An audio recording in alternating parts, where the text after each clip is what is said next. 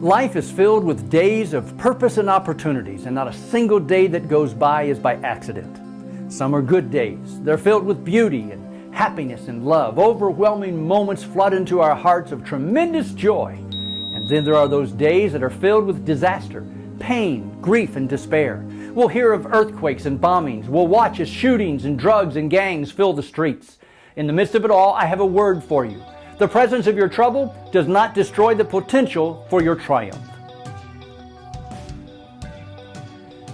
At the age of 32, I had enjoyed tremendous levels of success as a minister, watching as people's lives were being transformed.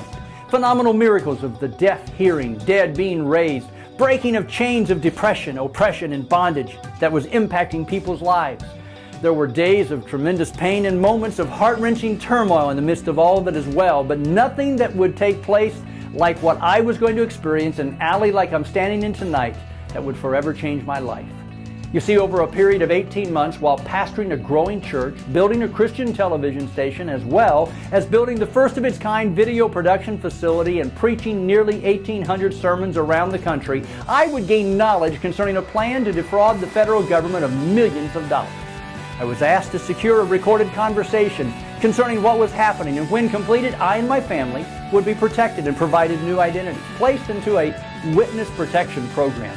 But when it fell through, I was left on my own. My and my family's survival would depend totally and completely upon whether I could completely vanish, whether I could build a new life and live with the knowledge of all that had taken place within myself. Living a kind of double life. I suppose you could compare it to a life as a spy or a double agent. The only difference was I was completely on my own. And now, 28 years later, I'm sharing the story of all that took place. The presence of your trouble, I have learned, does not destroy the potential for your triumph. The obstacles of life are the opportunities for the power of God to flow from them to you. The difference is that we must take hold of this transformational statement that I will not be defined by any other thing except for the unlimited possibilities of God that are able to work through us, through the grace of God, through Jesus Christ. It's the resounding cry of my heart, and I encourage you to get a copy of the newly released book where I share my story of those 28 years.